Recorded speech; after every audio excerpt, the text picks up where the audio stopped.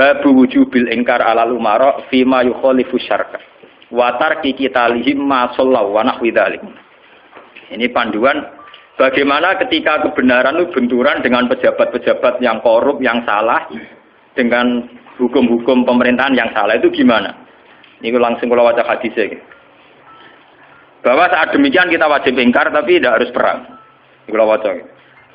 Haddatsana Haddad bin Khalid, haddatsana Hammam bin Yahya, haddatsana Qatadah anil Hasan, Ad-Dubbah bin Mihsan, an Ummi Salamah, anna Rasulullah sallallahu alaihi wasallam. Saat aku nu umaro fata'rifu wa tungkirun. Faman arafa bari'a wa man angkara salima. Walakin man radiya wa taba'a. Qalu afala nuqatiluhum qala la ma sallallahu. Ini panduan saat kita sebagai orang soleh ngadepi pejabat-pejabat yang nakal misalnya. Saat aku nu bakal ana sapa umaro pira-pira pemimpin, pira-pira amir, pira-pira pemimpin. Pemimpin ini bisa pejabat, bisa pemimpin kultural, pemimpin ormas, pemimpin umara jamu amir. Fatarifuna mongko kenal sira kabeh tapi wa tungkiruna lan ingkar sira kabeh. Kowe iso kenal tapi ya ingkar karena ya mungkin perilakunya sing enggak bener. Faman arafa baria. Faman mongko te sapane wong arafa gelem kenal sapa man baria, mongko bebas sapa man. Mesti kenal ya terus iso milah-milah mana yang baik, mana yang buruk. Waman disapane wong angkara iku ingkar sapa man, salima mongko slamet sapa man. Kowe ra kenal bupati utawa gubernur utawa pejabat sing korup sing nakal. Iku sing ingkar slamet. Lah sing ra slamet sapa? Melane mati korupsine niku. Walakin man radiya wa ta. Walakin man radiya, tetapi ini sing ra slamet ya ridho cocok wa ta ya anut wah cocok pinten to. Mergo untuk bagi bagian. Satu rumah nonton biasa wae. Biasa wae perkara ngene ae. Walakir marrodian apa? Fataba. Lah ini antike Nabi. Beliau yaitu tadi ikut mayoritas. Nabi ditanya, "Qalu ketika kita melihat pejabat yang mungkar, yang enggak bener, afala nuqatiluhum? Ana ta ora merangi kita hum ing umara? Napa boten diperangi mawon ya Rasulullah? Kudeta mawon." Kala dawuh sapa Nabi, "La ojo." La ojo. Masallah selagine mereka ijek salat. Ini menunjukkan bahwa ini loh, ini hadis sahih bahwa ajaran Nabi untuk melihat kemungkaran itu tidak ada yang ajarannya itu disuruh revolusi pakai kudeta itu tidak. Afala nuqatiluhum jawab Nabi napa? Lah jangan. Apa tidak kita perangi ya Rasulullah? Jawab Nabi napa? Jangan. Tapi antike Nabi itu hanya punya syarat satu, lama sholat, selagi pejabat-pejabat itu masih sholat. Ini ngaji kelas tinggi, amun salah paham. Kenapa Nabi hanya minta syarat satu sholat? Bagi seorang Nabi, selagi dunia ini masih ada orang sujud kepada Allah, masih menjaga konstitusi agama yang berupa sholat, yang disembah masih Allah, itu masih normal. Mungkin pejabat itu punya kesalahan, dia korupsi, dia menggencet rakyat, dia apa. Tapi selagi dia sholat, kata Nabi itu tidak boleh revolusi. Nah itu kan menjadi misteri. Apa kira-kira alasannya Nabi kok hanya bersyarat lama sholat selagi masih sholat? Kemungkinannya dua. Kemungkinan secara teori ulama. Secara teori ulama, kalau ulang lagi, ini sudah di luar teori sosiologi, teori demokrasi masalahnya. Ini harus pakai teori ulama. Kalau teori demokrasi kan kalau mayoritas protes dan sah secara pemilu ya sah dia jabat, yang minoritas menjadi oposisi. Kalau dalam teori demokrasi kan gitu.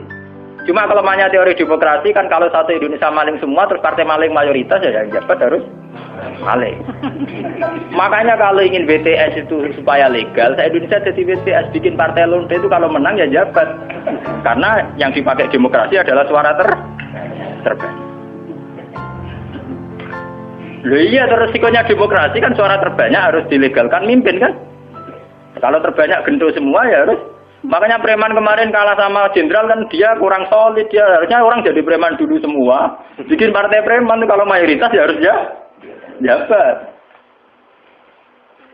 Nah ini saya bicara tentang teori ulama. Kenapa Nabi mensyaratkan jangan kamu revolusi, jangan kamu kudeta selagi mereka masih sholat. Bagi seorang nabi, bagi seorang ulama, bagi seorang wali, selagi makhluk yang di dunia ini masih bertautan dengan langit, bertautan dengan Allah, berhubungan dengan Tuhan, itu masih dianggap normal. Masih dianggap apa? Normal. Bukan benar loh ya, normal. Karena ya wa ma khalaqtul jinna wal insa illa liya'budun. Makanya caranya harus sholat. Karena masih normal. Artinya seorang nabi itu tidak jagal-jagal amat ketika seorang yang nakal itu masih sholat. Seorang yang zina masih sholat. Karena masih sholat itu artinya masih ngaku eksistensi Tuhan. Artinya dia masih ngaku eksistensi apa? Tuhan. Kalau sudah fase tidak sholat itu sudah tidak ngaku eksistensi Tuhan. Dia bisa keceluk komunis atau ateis atau apa saja. Lebih parah lagi.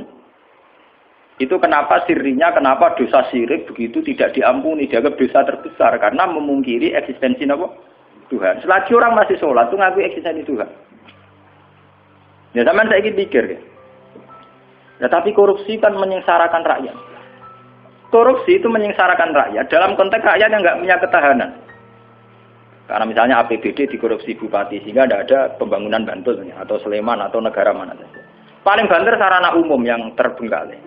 Tapi masyarakat yang punya ketahanan hidup secara baik, dia punya pertanian yang baik, punya perdagangan yang baik. Itu pejabat korupsi hanya dia dosa saja dengan Tuhan. Karena rakyatnya punya ketahanan sendiri. Makanya Nabi berpesan semua kesalahan itu dimulai dari masyarakat tidak punya ketahanan. Alaikum anfusakum la yadurrukum man dhalla idza ihtadaytum. Kalau kita sudah miskin, pejabatnya korup, kita tambah miskin karena kita kayanya menggantung kebijakan negara. Misalnya lewat BLT, lewat sarana umum, lewat pekerjaan massal. Tapi kalau kita sudah kaya, pejabat korupsi itu hanya salahnya dia dengan negara. Tidak punya akibat ke kita karena kita sudah kuat. Jadi ya, pejabat korupsi itu salah, sama dengan salah. Tapi jangan katakan bahwa korupsi sumber segala bencana, enggak. Sumber segala bencana adalah saat individu cara hidup tidak sehat, cara berekonomi tidak sehat. Ingat itu, dalam aturan Islam kullukum ra'in, bahwa kalian pemimpin pada diri sendiri. Saat diri sendiri kita tidak kuat, dengan kesalahan orang lain kita rentan. Bahkan saat tanpa dimiskinkan, kita sudah miskin. Kata siapa kalau pemiskinan negara ini karena salahnya Orde Baru? Madun ra usah ana sing miskin, miskin dhewe. Rugen ra usah ana sing miskin, miskin. Idam Samawi ra usah dolim ning Rugen wis kere. Berarti kekerean ini itu bukan kesalahan kebijakan pemerintah. Kesalahan SDM kita kan. Memang pemerintah ikut memperparah pejabat, tapi jangan katakan begitu. Wis kali-kali nyalahno awake dhewe kok. Kita ini tanpa dimiskinkan orang sudah miskin.